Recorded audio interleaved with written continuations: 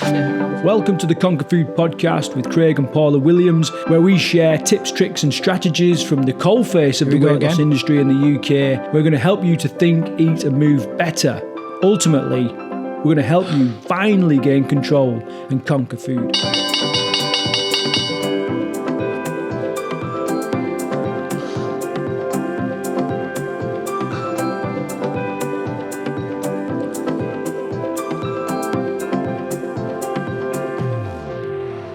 Hey guys, and welcome to the Conquer Food Show, the Quarantine Daily podcast. We've banged out a few of these now. I think we're up to episode 17 or something of all the podcasts that we've done this year. So we're well ahead of schedule. So I've got Nick and Rick with me again today. We've got what I want to talk about today is pretty much the next phase in our virtual boot camp, our coaching online. So we launched 2 weeks ago with the intention to bring the training, the podcasts, some of the tuition that we do at camp online, so people can access that and sort of benefit from that. But we know, and the thread for today really is that we know that before when we look back through time, we had like the Ice Age, the Stone Age, you know what I mean? Then we went into the information age, and now we're in the implementation age. And it's not really about getting more information because, with the internet, the books, TV shows, Netflix, all that the information is there and the majority of people know it. What we're struggling with now is the implementation. So this phase now is about the implementation. So I want to talk to Rick and Nick about strategies and tips for implementing some of the things that we teach and that we've gone through in the virtual bootcamp group. And I also want to talk about how you can, or how people listening to this can access some of the one-to-one coaching with some of the Conquer Food coaches and the coaches at camp to help them implement stuff. So let's just start off with a general conversation about the difference between information and implementation, and the importance of being able to implement the things that you know. Yep. Yeah. Cool, yeah. Yep. Well, I think you're right. There's so much information out there. We all know what we should be doing, what will help us, what isn't going to benefit us as much. But it's definitely that actually putting it into place, actually doing it, having some accountability. I think that's what people are struggling with the most. Because like you say, if people want to know anything about any particular type of diet, any particular exercise, the information is all out there, wagon loads of it, probably confusing amounts of it. But it's actually doing it and keeping up with it that's the issue. Yeah, I think a good example of that is that there is a lot of people out there who are overweight or struggling with weight loss, and they probably know more than most of the dietitians in the NHS because they've done it all, they've read it all, they've been to every dietitian, they know everything, but they're not implementing it. So that's kind of the perfect analogy of what we're talking about here, I think. It's kind of when people say they're like, oh, I've done this diet and it really worked, but then it stopped working. And you think, well, it seems strange that it was suddenly just stopped working. Was it maybe that you stopped doing it? You stopped implementing it? You stopped working? The diet's not working, or did you? Yeah, it's what the classic quote of, it's not that the system doesn't work, it's you're not working the system, whatever it is. Yeah. So I've got a lot going on this microphone today. Anyway, let's put up with it. Yeah, and so have you experienced yourself or seen people at camp where they come with all the great knowledge and intentions, but actually don't quite put it into place? They never take like the steps required. You quite often find that the more vocal people about what you should be doing nutritionally and fitness and exercise-wise tend to be the ones that aren't necessarily doing it themselves. It's quite ironic, isn't it? Yeah. So it does always make me laugh. You're sort of sitting there and there'll be the person that hasn't eaten a thing on their plate because they don't like it, but they'll be telling you what you should be eating. And you sort of go, okay, cool, thanks for that. I'll take that away with me. It's like classic, when you're pointing a finger at someone else, there's always three fingers pointing back at you. And I think that's, I've seen that a hell of a lot. And some of the people, what is that quote from the Bible? Thou protest too much or whatever it is. I don't even know it's from the Bible. I think it's Shakespeare. Is it? Yeah. Same thing, isn't it? Is it not the same thing? We think you protest too much. Or is that what it is? Yeah. Something along those lines. Yeah. No, you do get that. But I suppose you get the inverse of that as well, which is people who've come to camp for a week just for like a little fitness boost, a little bit of a dip your toe in and see what it's like. and come away and totally change. Like Nat, who did a podcast for us about a month ago, feels a lot longer, but I think it was a month ago, who's lost, I think it's 8.5 stone, and a lot of that on her own. She came to camp for a week. She's come back a couple of times to visit.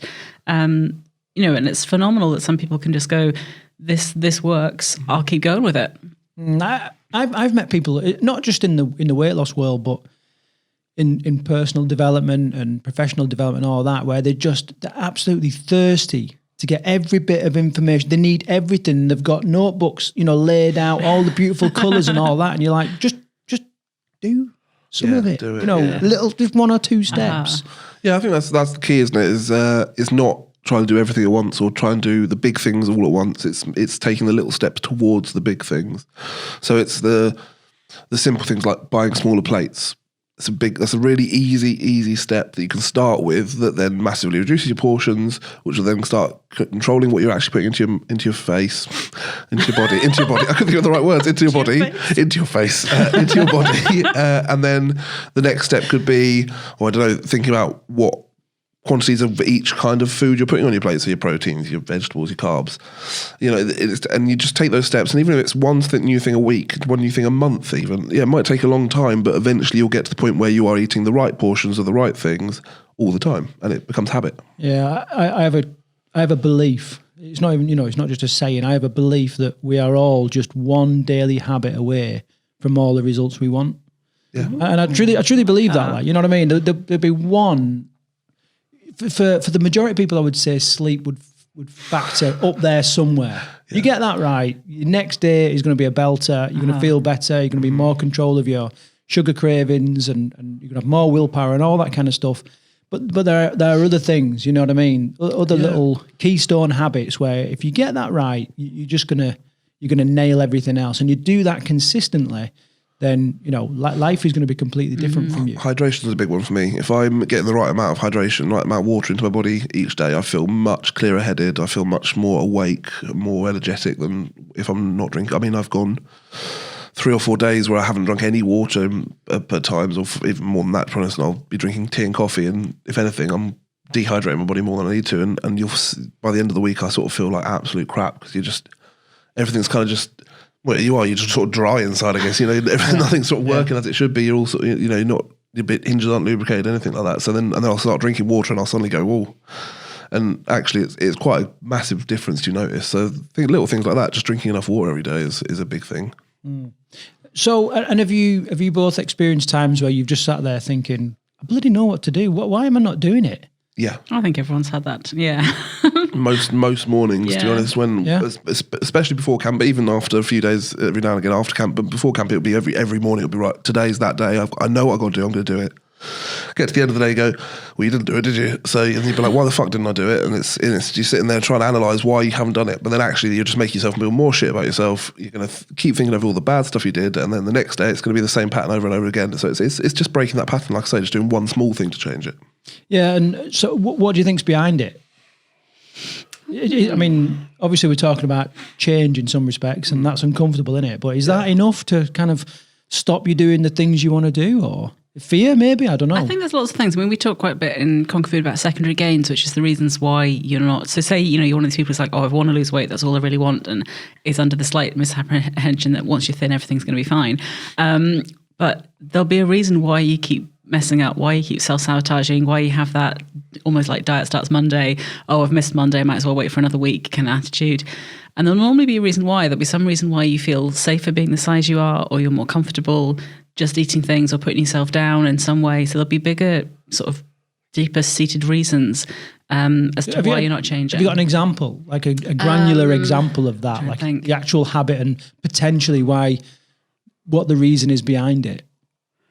I mean, you can use like a general one of people being overweight, just in general, as a way of justifying why they don't get other things they want out of life. So they can say, oh, I didn't get that promotion because I was overweight. But I didn't even ask that person out that I really liked because I knew they were going to say no because I was overweight. So it just justifies or finds a reason in your head where you can justify life not going the way you want it to, without you having to kind of analyze that there's other stuff within that equation. You just put it down to, oh, it's my weight, and that's it. Mm-hmm. So staying overweight therefore keeps you safe because it gives you that excuse and gives you that reason. even if it's a false reason as to why those things aren't happening for you. It's ironic. It's like the use of body fat in the body. You know, the fat has got more use in the human body than any other food group. But two of its main features is one, protection, two, insulation. Mm-hmm. And when you sort of think about those words, right, protection. I mean, I have met more than a handful of people that are let me get the words right. Let's say obese, because it's a protection mechanism. Yeah. It's like if I'm obese, no man, no woman or whatever is going to come near me. You know, if I'm then, you know, so protection and lots of different ways where it can protect your feelings, you know, and your emotions. And then insulation, because when we're eating fatty, salty, sweet foods, it's comfortable. You know, we like it, we enjoy it, and therefore it gives us a warm feeling. And it's ironic how those two big, you know, functions in the body you can actually use as an analogy, you know, for kind of overeating. Yeah. And I definitely think for me, when at my biggest, even now, it's sort of, it becomes part of your personality. If you're big for long, like I was big my entire life, I've never been a thin person, or even a sort of average sized person. I've always been big, and it's just part of it. It was part of who I was. You know, it was Ricky. I was the big guy. So I think identity, you know. Yeah, it was part of my identity. It was massively, and it's kind of just like I think it's almost an insecurity of going, well, if I lose that, what am I? Am I going to be just that dickhead that's, you know, because you're not all on, probably, definitely is more likely, but it's true, because I think you kind of almost get away with a bit more when you're fat, because people are like, oh, you know, we'll let him off because he's, you know, he's no harm, he doesn't mean it, sort of thing. And I think you realise as you get there, you've been saying stuff as a defence mechanism, and saying them when you're not as big is kind of, you just look like a dick. So it's like you do panic about, well, I haven't got that protection of my body anymore, literally and metaphorically. So I think that's probably a big part of it. People are unsure of where they're going to be if they haven't got that to sort of fall behind. And I do think there's also having spoken to a few people who have said it to me, who've been to camp or at camp or what have you, that it's a fear of happiness. It's a fear of achieving what they actually want. It sounds super sad, and it is, but it's kind of they've never been at a point in their life where they go, I'm content, I've got the things I wanted, I've reached a goal entirely in its entirety, everything's perfect with what I want within that thing, that little sphere. So if it's just your weight, or if it's just your health, or your bleep test, whatever it is you're aiming at but they've never quite achieved what they wanted to. So then the idea of actually getting to that goal weight, or whatever it is like, oh, self-sabotage time. That's it, right? This is where I start eating chocolate because I'm, you know, 5 pounds away from that goal, and it's a weird. It's completely. I think it's a very interesting psychological thing. If people move towards this thing that they really, really, really want, and then mess it up, but deliberately, you know, they're not conscious they're messing it up, but it is. It's total self-sabotage as to, you know. And it does take that looking in and going, well, why am I doing this? Why, if this is what I say I want, am I not doing it? And sometimes you might go eventually, because it's not what I want. I'm happier being slightly bigger. Like, you know, I've met people at camp who've got to a certain weight and almost gone, I feel too thin. Like it doesn't suit me. And while they don't want to get back to the weight they started with, they're kind of happy at a sort of medium medium weight for them, because it just feels more comfortable, feels more natural for them. I've always said, because obviously, you know, there's a saying that, you know, abs are made in the kitchen and all that sort of thing, and it is true. We all know that if your diet's not really clean, you're never going to be a lean cut kind of looking person. And so I've always said I don't really want abs. I don't want that kind of body, because I actually enjoy food too much, and I wouldn't want to restrict my life and my diet that much to the point where I'm like, oh, I can't possibly have that slither of chocolate cake, because then I might, you know, not look as perfect as I want to look. So I've kind of come to a point where I'm like, yeah, I'm not where I want to be yet, but I know I will never want to be that size, or I never want to be that thin, or, you know, because looking at my BMI, I should be something around, I think it's between 10 and 11 stone or something along those lines. And quite frankly, I think if I got to that size, it'd be insane, because I think the lightest I've been as an adult is about 18 stone. And then I was kind of quite happy with my size. It was just the skin that was an issue. And I think to go much thinner than that, I would feel weird. So to think that I should be 7 or 8 stone less than that is kind of like, whoa, that sounds mental. I was going to say, my thinnest, I know obviously we don't always, BMI is not the best thing to go by, but by things like that, I think I still technically had another 2 stone to go. And I just don't, even, I mean, I'm not that weight at the moment, but looking at pictures of it, I'm like, I think I'd have looked really weird. Like, I think I'd have looked like there was something genuinely wrong with me if I'd lost another 2 stone at that point. And having known you that time, your fitness was insane anyway, so it's not like you needed to be any fitter. So it's mental, really, isn't it? There's and all of that is because the brain is a cybernetic system. So it's like something that controls itself free of our conscious thoughts, you know, and it's very much like another cybernetic mechanism is an autopilot on a plane, you know, which is an analogy I use a lot when people talk about, you know, why do I keep sabotaging myself? Why does this keep going on? You know, because when the plane takes off and you're flying to wherever, where do you want to go today? Come on, choice is yours. Magaluf. Magaluf. That's not where I was going. Yeah, Take the boy out of Essex.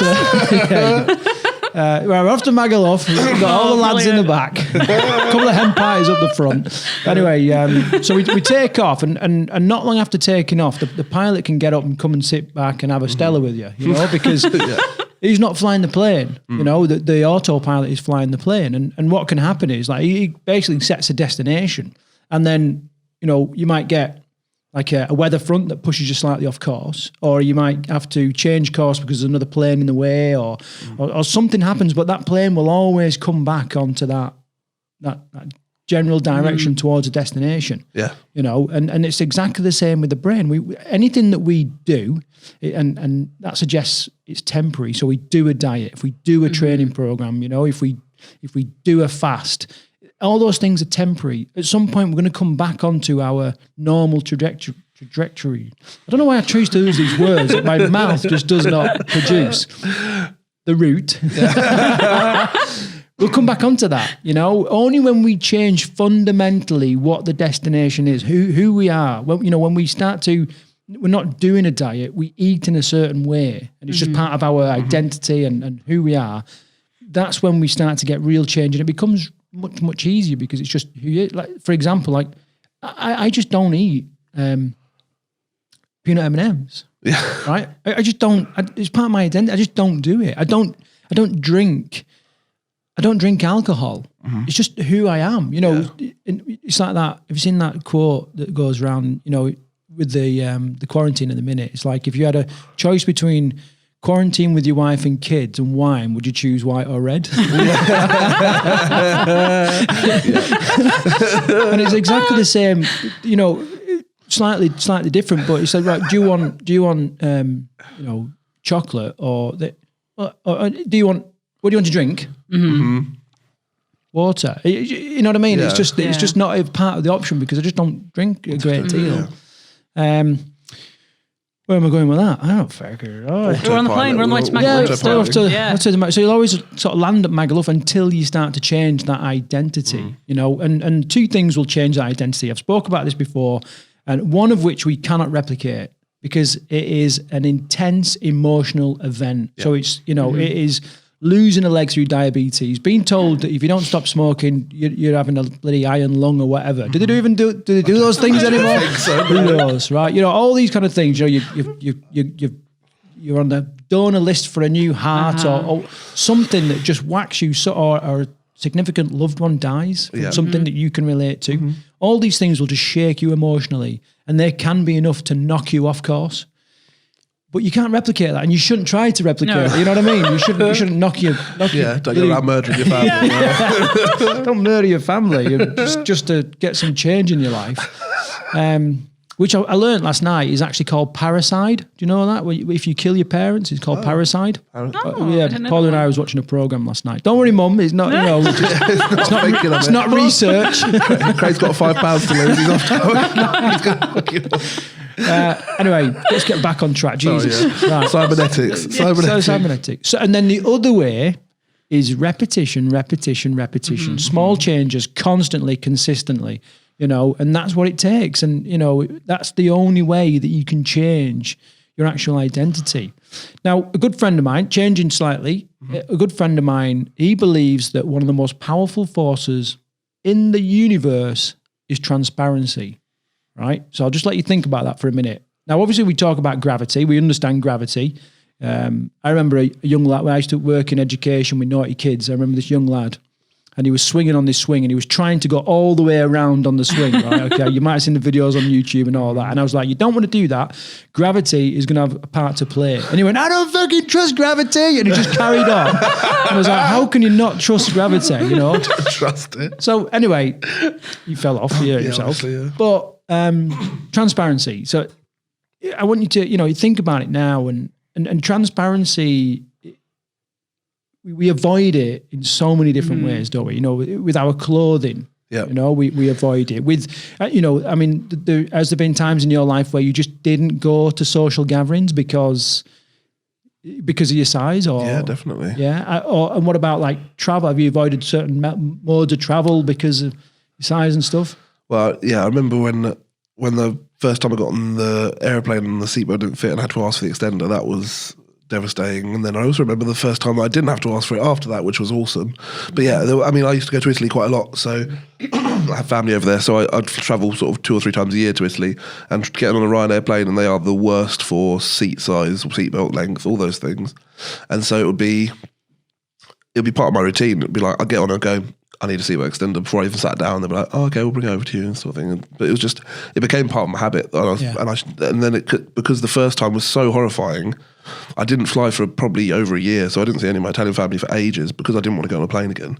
I just didn't want to have that moment of the guy coming over to me and handing me that orange seatbelt that's so obvious and everyone sees it happen and you just think, even if they're not, because probably they don't give a shit, to be honest, they're just thinking about getting to Italy. But you think everyone is looking at you, getting handed that seatbelt, going, oh, look at that fat guy, he's probably taken up 3 seats. I actually remember, so me and one of my best friends, James, he's a big guy as well, and we were flying to a holiday in Tenerife, I think it was, lads. all the best places. All the lads holidays I've been on. And we were sat next to each other. And so it was, obviously 3 seats in a row on a Ryanair airplane. It's not the most comfortable. We sat there and they sat next to each other because they're the allocated seats. And there was one seat next to us, free, and I'm thinking, please nobody sit there, please nobody sit there. And this guy comes along, looks at it and goes, oh, just my fucking luck. And then sits there angry as hell for about 10 minutes, literally, and then asked the stewardess, is there anywhere else I can sit? Because I can't even, this is so uncomfortable. I'm just thinking, I was feeling awful about it. And, he was a bit of a dick, he was rude and blah, blah, blah, but I feel awful about it. And after that, it was a massive thing for me to get on a plane again. Did you feel, but, and that's an indication, we talk about the significant emotional event, that was an example of one of those things. I mean, did you feel kind of exposed, like all your habits and everything you'd done just been laid out in the middle of this plane? Yeah, absolutely. I was horrible. And it was a weird one because I ended up just like retreating into my phone because I didn't want to talk to anyone. I didn't want to like make any kind of, I was like crushing myself up into my own body. So I just got my phone, I was playing a game, and about halfway through the flight, he ended up chatting to me about the game because it was a football game, and he was like, oh, do you support all this stuff? And I was like, fuck her off. Like, buy me a drink. No. But it's one of, it is a weird one. You do feel horrific, and that's like one of hundreds of examples of that sort of thing happening to me. But I'm lucky in the sense that I had a very thick skin. So whilst I did internally feel a bit shit about it, and it could have massively affected me going forward, and maybe it did, I don't know. But I didn't let it get to me for too long. And I mean, to be honest, that night I had to go and get absolutely trashed, but I don't think that was anything to do with the size of the plane. That was to do with the free shots that were going on everywhere. But it's one of that happens all the time when you're, and I mean, because I wasn't just big, I was very, very big, and it was a very obvious big. It wasn't a.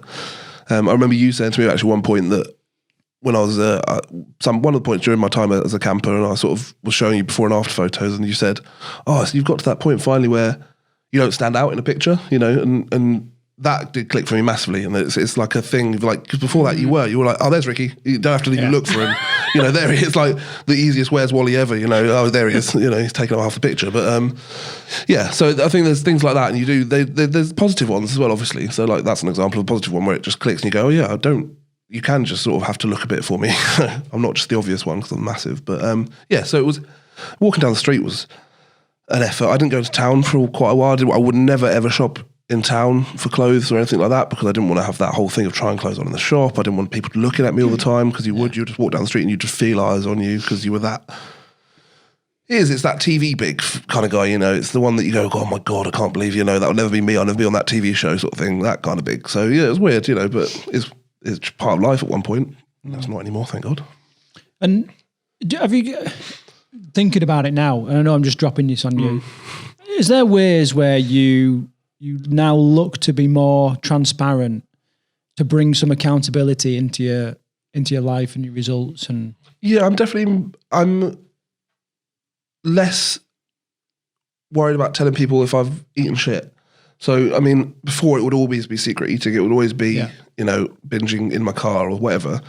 Whereas now if somebody says to me, what are you eating? I won't just go, I've been really healthy. I've only had 3 salads today and not tell them about the 3 pizzas I had as well. Yeah. I'm more likely to go, well, yeah, I was had this and that. What's the byproduct to that? What's the effect to that? I suppose less guilt. Less guilt, which is great. And you own your choices. Yeah, owning your choices. Yeah, I mean, there obviously are some negatives to that, is that you kind of then become maybe comfortable with eating crap, but it's trying to find that balance of then that's when it's down to having a really good accountability group around you, I guess, of people that will go, no, like you said this to me the last 4 days in a row that you've been like, oh, it's fine because I'm owning it, blah, blah, blah. You need to go, when are you going to stop owning the fact that you're eating a loaf of bread a day, Yeah, but there's just one of those things. It's finding the right balance for you. And some people, and I can be one of those people as well. And I know a lot of people that are bigger that do this because it's, again, it's the repeated. I think I'm not blaming my parents at all because at least one of them was great. But there's that thing of, are you sure you should be eating that? Or you could probably do without seconds, or blah, blah, blah, all that, and that then goes into adulthood. And when people go to you, oh, did you not have that? Even they're trying to be nice, or they're just being genuinely asking you a question, you'll be like, oh, fuck you, I'll have the whole cake now. It's that mentality that unfortunately from childhood and past traumatic events, all that sort of stuff, then becomes a rubbish habit that you need to try and figure a way of fixing. Where if you feel that feeling, maybe it's recognizing it and sitting with it for a minute and not going, well, like the whole cake before you even think about the emotion you've just given me now. Yeah. What about you, Nick? Anything? There is. I've got lost in Ricky's stories there. Story time with Ricky. So to the original question about, I think one would be clothes buying, which I think Georgia talked about in a podcast not so long ago, but the particular example was when I was a bridesmaid for a friend, and even trying to find what would you call it? Suppliers, I guess it would be called, who did the sizes that I could have. So it wasn't even what dress did we want, what colour did we want. Also because, God, you love you, Lisa, but you left it to the last minute. What dresses we could get, and all these things. And at one point we found one we really liked, but she was like, oh, it only goes up to whatever size, and I don't remember what size it was. So she's like, you'd have to guarantee me you can lose X amount of inches by whatever date. And I was like, well, I literally can't do that because I don't know. Guarantee me. Exactly. Guarantee me you will lose 100 inches. Yeah. And it was one of those, because I remember at one point just saying to her, I was like, look, just ask someone else. I was like, I'm not bothered about, being a bridesmaid is nice, but I'm not that bothered if it's going to cause this much. Just ask someone else. I'm not, I don't care that much. But that was kind of one where I was just like, this. I feel like slightly that my size / other people's organizational habits have sort of backfired on us slightly here. We did get dressed and it was fine, and but yeah, it was one of those where I thought this was such a faff for what should have been something really simple, which was buy a dress, pick a color, pick a style, pick something that suits both of us. Good, let's go. And it just turned into a whole thing. Yeah. No, I had a similar thing for me when my friends got married a few years ago when I was at my biggest, and they sort of and it was obviously a very nice thing for them to do, so I'm not saying it's bad at all.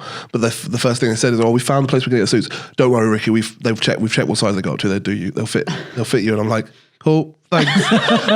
I'm really glad you checked. Thank you. But it's like, oh, great, you've had to do that. It's really. I remember going to try dresses on, and anyone who's ever been bridesmaid shopping or wedding dress shopping, obviously the shops only have normally one of each dress, but in a particular size, which they will try to wedge onto you, regardless what size the dress is and what size you are. So you'll be there being like, this isn't going to fit, and they'll be like, no, we'll make it. You're like, it's really not going to fit, guys. Let's not even pretend. So they're trying to then wedge you into a dress, some of which I would get on and I'd be like, okay, well, this looks hideous and is nothing like what this dress is going to look like in the right size. So this feels like a pointless exercise, but we've spent 10 minutes wriggling into a dress for no reason. Brilliant. So I think, and the reason why I asked that is, transparency, it boils down to honesty, doesn't it? And we believe that there is no change without honesty. The minute you can start being honest about yourself, to yourself, or to other people, life starts to change. It's one of those, it's a real sort of powerful force. Anyway, that leads me nicely on. Sorry, I did walk on for a fair bit there. Sorry. No. I know. That was my way of sliding a little segue in, without anyone noticing, by going, anyway. How would you do that, Craig? It's a talent. It's a talent. So I sort of segue onto the future, the next phase then of the virtual bootcamp coaching. So if we haven't lost all the listeners now, so we're booking holidays to Magaluf and Tenerife to go away with Ricky. We're basically, we knew for a while that we can get all this information out and we can put it out in there and people can enjoy it and it's all well and good. But after a couple of weeks, things, people start to fall off the wagon and start thinking. So, and this is where we now want to introduce this next phase of the virtual bootcamp coaching. And what I'm talking about there is one-to-one coaching with one of the coaches from Team Bootcamp. To provide a bit of what do they call it? Not transparent. Accountability. Which again is an incredibly powerful force. I don't know anybody that has not got some significant change and results in their life without transparency, without some accountability, without support and guidance. Yeah. Because sometimes you when you're in the picture you can't see the frame, and it's good to have someone else sort of giving you some advice, especially if they're trained and knowledgeable and experienced about it. And then also like the benefit of that experience, from a coach. So, and I don't know anyone that's made some big changes in their life without those things. So that's what we're looking at doing. Now, Nick, you and Paula are going to take a bit of a lead on this, and the way it kind of, you tell us how are you kind of rolling it out to start So with? the next phase then of for people who are doing Conquer Food, so obviously there's going to be one-to-one coaching for people who are more into fitness and diet, but for people who need extra support with Conquer Food, we're currently rolling out our Conquer Food group, which is at the moment with the people who were on Conquer Food when lockdown started. So Let me just, because there may be people listening to this that are not quite sure what you mean by Conquer Food. Okay, yeah, sure. So like basic, you know what I mean? As if it's a brand new listener. Brand new listeners. So Conquer Food is the program we run at Team Bootcamp, which deals with the more emotional sides of eating. So people who are binge eaters, secret eaters, compulsive eaters, all and everything in between. So people who, it's not just a simpler case of having somebody that you would be in touch with once a week as a coach who'd say, right, what have you been eating? What have you been exercising? Okay, what's the next phase to get you to your goals? It's the more complicated stuff. So it's people who, a bit like we've discussed at the start of this podcast, who've got bigger issues with their weight, with food, who use food as a crutch, as a comfort. And it's not as easy as saying, right, I'm not going to have those foods anymore. I'm going to choose these other healthier foods because those other foods serve a different purpose for you. Well, I remember, just to jump and just to paint a picture, I remember a trainer. It wasn't at Team, it was different somewhere else. And this trainer he gave a nutrition brief, right? And I watched this happen. And, I've always known that overeating, there's something else there. You know what I mean? There's something else going on. It's for a reason, and a deeper reason than just, I like Nutella. It's just not that. And I remember this trainer going, guys, just stop eating Nutella.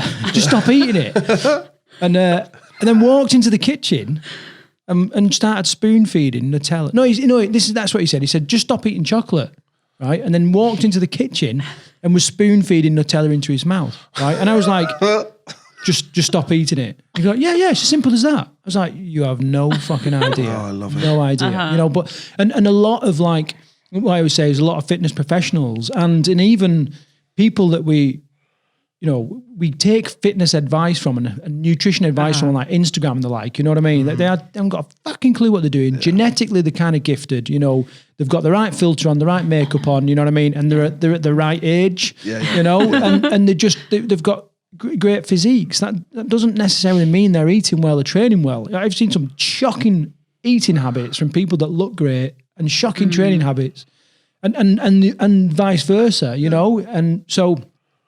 Anyway, I'm getting a bit of a rant here. All I'm saying is, lots of people say to you, just don't eat it. Just do this. Just eat that. It don't fucking work like that. There's something else on there. Yeah, I mean, we've had people who've come through Conquer Food who, will sit and say to us, So I had, or whatever, say they bought a bar of chocolate, they'd be like, so I bought a big bar of chocolate and I was going to have 4 squares and that's what I was going to have. And they'd be like, okay, so by the time I'd finished watching TV that night, I'd had half of it. And then before I went to bed, I came back down and had another 4 squares. And then I was in my bed, lying there, thinking about the rest of the bar of chocolate being in the kitchen. And they literally say, and I couldn't settle and I could not sleep until I'd gone and finished it. And that's sort of, that's a very different issue from I like chocolate and I was a bit hungry. That's a really compulsive, literally every part of my body is wired on this chocolate has to be finished. Yeah. So it's about the addictive parts of it. It's about the, and how you overcome that. So the addictive parts, the secret eating, people who almost punish themselves by what they're eating, and digging deep and finding what those reasons are and how you overcome those so that you can then become somebody who can look at food and go, right, this is what I'm going to eat today. These are the healthy choices I'm making today. These are the choices I'm comfortable making today. And not lying in your bed at night thinking that there's, how many 12 squares of chocolate sitting in the kitchen, which you have to eat before you can possibly go to sleep. Yeah. I mean, so we're not necessarily, you don't have to be like horrendously, have like real problems to benefit from this. But I think what we're kind of saying is like, if you are, this is like the next step. And if you're someone who has got an unhealthy relationship in whatever level that is, whatever grade, you know what I mean? You might just be over indulging on a bit of cake or whatever. I don't know what it is. Or you might be binging and purging and all these different kind of things. Yeah. Anything kind of within that zone, then the Conquer Food, there goes the nose thing again, Nick, is kind of, the right thing, the next step for you. All right, so we kind of understand what it is now. So Nick, So how it's working is we're starting rolling out, as I say, with the people who were on Conquer Food when we shut down. So we have a little trial period with them, which will also help us get the technology right, so they can be our guinea pigs. Which is a group of, I think, about 10 people, and we're going to do. So we kind of replicate what we have on camp, which is 2 group sessions a week, which we're going to do online, obviously, at the moment. And then one-to-ones, if people want one-to-ones. I think the plan at the moment is that they would need to be sort of an extra thing, just time-wise and organisational-wise. But yeah, having that... it is that accountability, but also that group support that you can then, we've got a little WhatsApp group everyone's in, and already this morning, I can't remember what time I woke up, but already there were several little chats going on already of who'd been out for their walk already that morning, who had what plans for the day, who was, and just helping everyone be in a more positive mindset, a more supported place, and get everyone to where they want to be with things. Yeah. So the group, when I hear things like group, I'm like, oh my God, am I going to be pouring my heart out in front of loads of people? What format is it? I mean, do you do like, obviously these are loaded questions, I know this, but do you do like Alcoholics Anonymous style sharing and cringy? There's not cringe, not in a cringy way, no. So the way we're going to do the sessions is similar to how they'd be done at camp. Obviously, we've got to tweak things slightly because of the situation we're in. So Paula and I have agreed we're going to go through so for those who don't know, Conquer Food is a whole acronym that stands for different elements of how we're going to conquer food. So we're going to go back to the very beginning and start at C, which is committing to something different, which obviously at the moment for a lot of people, everyone's having to commit to different things in different ways. Yeah. So the group sessions are going to be approximately about 20 minutes, half an hour of me or Paul or both of us introducing what the topic is for that week. And then we're going to go around everyone who's in the group and get their input for how they're getting on with that week. So there will be, similar to being on camp, sort of homework style activities that people can do. There'll be things they can watch online or listen to online that we can then discuss further in the group, or discuss really, the ideas of that material further. There'll be suggested reading. There'll be all sorts, really. So they'll tap into lots of different ways people like to learn, like to absorb their information. But yeah, there will be sharing. But obviously, it's not as if we're going to say, right, we're not ending this Zoom call until you've shared. People don't want to share that particular week, or there's stuff that they would prefer to share with me or Paul, or just between us. We'll find ways of trying to get that to work. But I generally find that the group will bond quite quickly. People share. I'm always quite amazed sometimes how quickly people do share and conquer food, because they are suddenly amongst a lot of like-minded people who've been through similar experiences, have these similar thoughts that quite often they'll have thought they're the only person who thinks that way, who stood in the supermarket and thought, right, how can I hide these foods under these healthy foods and make it look like I'm, buying enough for a party, even though I know it's just for me. And actually having that and knowing you're not the only person who feels that way or is acting out those same behaviours can actually be quite freeing, because you realise actually what you're going through is something other people can relate to and help you with. Yeah. What are some of your memories from the group sessions and the coaching that you got from the Conquer Food program, Rick? I think some of the bit, like what Nick just said, was one of the biggest things is that you're not alone in anything you're doing. You're not the only one doing it. It's quite common usually what you're doing, even though you think it's like. And is that reassuring then? Massively, yeah. It's like it instantly just chucks some weight off your shoulder straight away. You go, okay, I've not got to hold on to this thing like it's the biggest. It's not MI5. It's not. It's not the most toxic thing that I've got to keep to myself because there's other people doing it. It's not strange. It's not weird. It's not. I'm not sick in that sense. Because a lot of people think they are. So there's that. There's the instant, again, the sort of comfort blanket of I've got other people I can talk to about these things that aren't necessarily close to me, so I don't feel like I've. Some people don't like to share with their inner circle, sort of thing. The closest friends and family, they don't want to talk about those sort of things because they feel like it's a shame thing. I think probably. I think, like you kind of alluded to earlier, sometimes not meaning to be, but actually the people you're closest to are not part of the problem. Maybe that's not the right way to put it, but they're part of the issue. Yeah. And that actually discussing it with them doesn't work because they either don't get it, or they don't have problems with their weight, or don't have the same issues. And as well as that, like they're part of what forms your identity. Like Paula has this thing with her family where I don't think anyone in their family can see her as a successful businesswoman because she's always been bipolar, bloody struggling and you know what I mean? And that's kind of how they treat her sometimes. Whereas my family are like, she's brilliant, she's fantastic. Yeah. And it's because their idea of who she is, our identity is kind of fixed. And so if she was to go and talk to them, they're going to use that as their frame of reference. Like, she's the one that runs down the beach thinking the devil's chaser, you know what I mean? And they're just kind of potentially or some of them, some of them are really good, but I think having that outlet, like Rick says, with people who you're not close to, somehow having people that you're not actually close to, but you've got something in common with, has this really good bond that you just do find people talk about things that they say, oh, I've never told anyone that before. And a little bit like the old, they're kind of saying a problem shared is a problem halved. There's a lot of people, as soon as they've said some of their concerns out loud, what some of the, the things in their head that they'll think is really weird about their eating, or if they'll find either that it's not because a lot of people are doing it and there's ways we can help you, or that as soon as you said it out loud, half the problem goes away because you've admitted and, like you say, but you've been transparent about what some of the issues are. And as soon as you kind of go, oh, actually, the reason I eat this in this particular instance is because that happened 10 years ago, and you go, oh, okay, well, why am I letting something that happened 10 years ago bother me that much? And sometimes as soon as you realize that, it's very easy to break that cycle. Other times it's not, and there's more work we can do with you on that. But having people there, we're quite, I don't know the right word, I don't want to say tribe-like, what's the right word, but people need other people. And I think sometimes if you're secret eating or you've got issues with food, the way you deal with food is dysfunctional or disordered, whatever you want to call it, finding people who are in the same boat as you is really nice, and it provides a new comfort that maybe food was providing before. But now, if you're having a rubbish day, you can now go and message these people and go, really struggling today, guys. Tell me something funny. Tell me something positive. Tell me something that's just going to distract me enough to go, I don't need to go and buy that cake. I can just get on with my life because that's what I really want. Yeah, I think. Sorry, can I just plant a little question here, Nick, to come back to you? So you're going to need to put a bit of thought into this.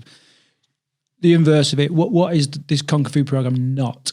Right? Okay. So think about the fitness world and all that. Sorry, Rick. Yeah, mine's just a little analogy for people listening to this who probably maybe don't understand what it's like for people with that sort of issue going on.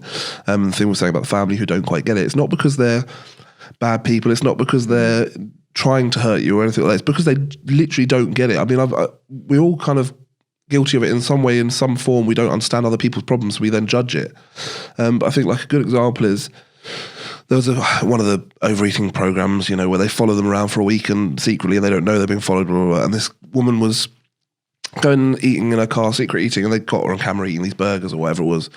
And they confronted her about it. She's like, no, I didn't. It's there on video. Look, you can watch yourself doing it. She's like, no, it's not me. I didn't do it. and it's not. And you think you're like, wow, that's I laughed at the time. It is funny in a way because you're like, well, she must be like delusional, but actually it's not. It's because in her world, that is as big a deal as you catching her murdering someone. Like, that is her deepest, darkest secret, is that she sits in her car and eats 3 hamburgers. You know, that is huge for her. So I think people that will judge that really quickly, which again, like I say, we're all guilty of in some respect of our lives or somebody else's lives. We'll all judge, but that for them is huge. Like, the reason she can't admit it is because she doesn't want to admit it, because she's not ready to reveal her biggest thing. Like, that is her deepest, darkest secret, is that she's a secret eater, you know, and that's huge for her or for that person. So I think, there's a lot of people listening like that just won't get that, because food's not their issue, but they will have something in their life that is like that to them, that to other people seems trivial, seems, you know, whatever. Yeah, okay. Oh my God, big deal. You ate a burger, but for them, that's huge. You know, I just sort of thought I'd put it out there. See if there's a little analogy people. Yeah, cool. So Nick, I asked you before about what is it not. Yeah. So conquer food is not. Which I don't really like it that way because it sounds like a negative. But it's not about us telling you what to eat. It's not about us telling you how to exercise. That's what the other coaches at Team will do if that's the help you need.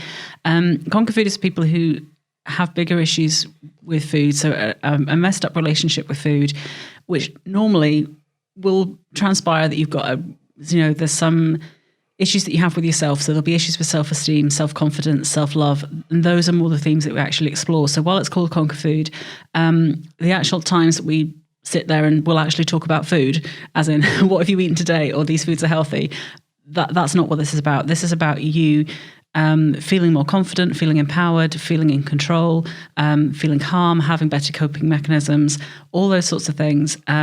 So when it comes to food, the food doesn't become something you are, relying on or thinking about constantly. It's just what food should be, which is food to fuel you, and yet to enjoy to a certain element. I must admit, there's sort of, I think, different categories of people who are like, if it's just purely for fuel, I think I'll always be somebody who's a bit like, no, there is pleasure in food, and there should be taste, and there should be, it should look nice, and all these sorts of things.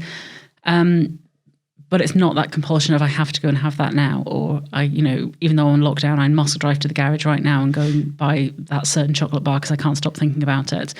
So it's really a very supportive way of growing as a person yourself, expanding your understanding of yourself and how you deal with things and how you can have better ways of coping and dealing with situations.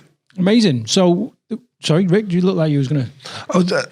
just to tag on to that, I was going to say, it's a looping back to the beginning. It's not the program works. So if you put the work in, the program works for you, but the program won't do the work for you, is what I was going to say. So it's not we're going to do everything for you and you'll be fixed. This is we'll give you a lot of tools and all of our knowledge, all of our experience on how to fix things and how to work on things and become better, but you have to put the work in. So don't feel like it's a really easy, I'll just log in and then I'll be thin again. No, this is us trying to go, time to start working. Let's do it. That's what I was going to say. Yeah. So we're gonna, like I say, roll this out. I'd be quite keen to hear from anybody that thinks that they would benefit from this or be interested in this. Yeah. So you can either send us a message at what's the best email, Nick? Really, just to get a.